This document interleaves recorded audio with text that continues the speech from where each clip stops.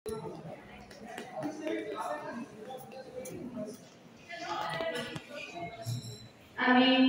সুবর্ণ চক্রবর্তী অনুরোধ করব ভাষণ শিল্পনাতে সমাজ দেওয়ার জন্য। এরপরে তাপসী মজুমদারকে অনুরোধ জানাবো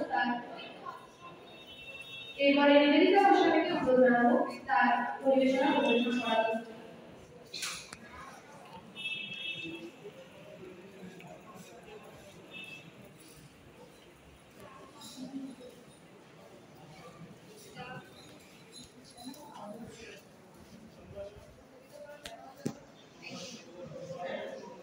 Hello.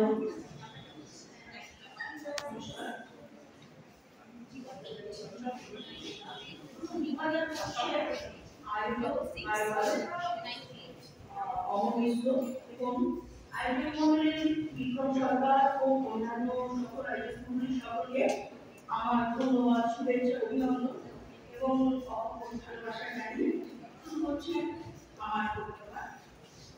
তো সম্প্রতি ঘটে যাওয়া যে বিমান দুর্ঘটনা তাতে কারণ মনে জানি না এটা নিছক দুর্ঘটনা যাতে সংঘটিত কোনো অমানবিক মানুষের কাছে আমার কবিতা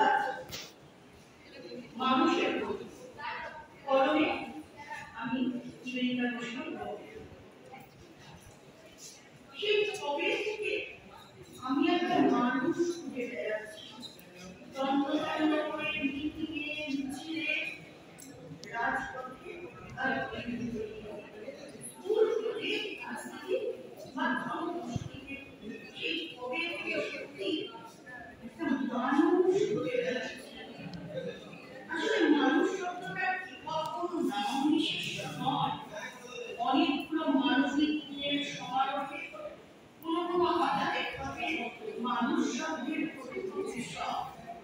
সব বাজারে চলা গেলে আলো থাকে না। চিরায় মাস্টারের মধ্যে উৎসবগুলো আলোচনা দেখে মানুষ হয়ে দেখি মস্ত বড় ভুল করেছি আমি। সত্যি যদি মানুষ হবে তেনার যদি সাই নিয়ে দেন কর্মীয় সে হবে ওই নেতার কথা শুনে তাকেও খালি মানুষ খাওয়াইছিলাম।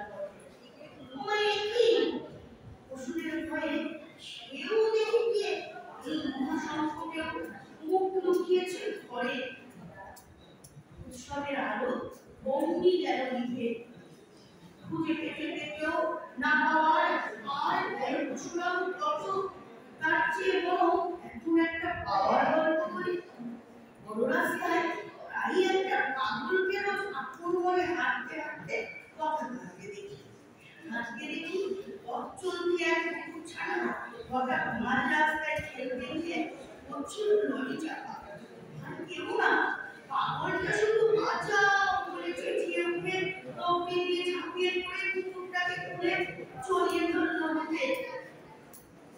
সত্যিকারের মানুষের রক্তে রাজপথ হলো রান্না। হায় হায় করে উঠল এগিয়ে গেল বাকি সব ঢেউ।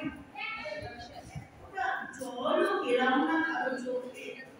দুটো গাল বদলে রেখে আসা আমার দুঃখটা চোখের জল মুছে ফেললাম অতল দিতে যেগুলো উল্টো পিঠে। এসে গেলাম তখনই জল ভরা শহর জোড়া অমানুষের ভিড়ে।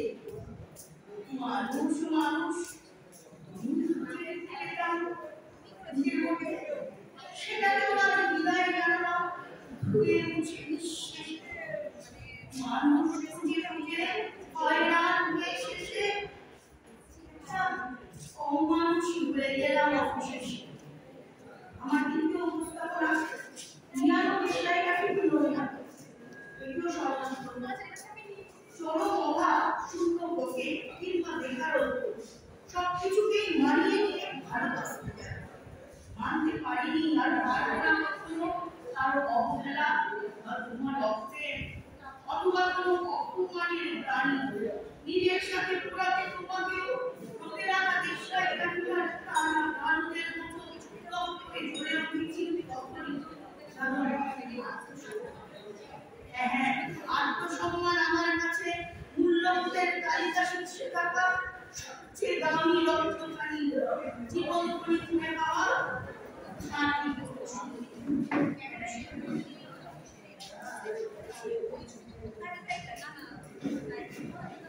নিবেদিতা ঘোষণাকে সম্মান স্বরূপ করি। এরপরে আমাদের দেখে নেব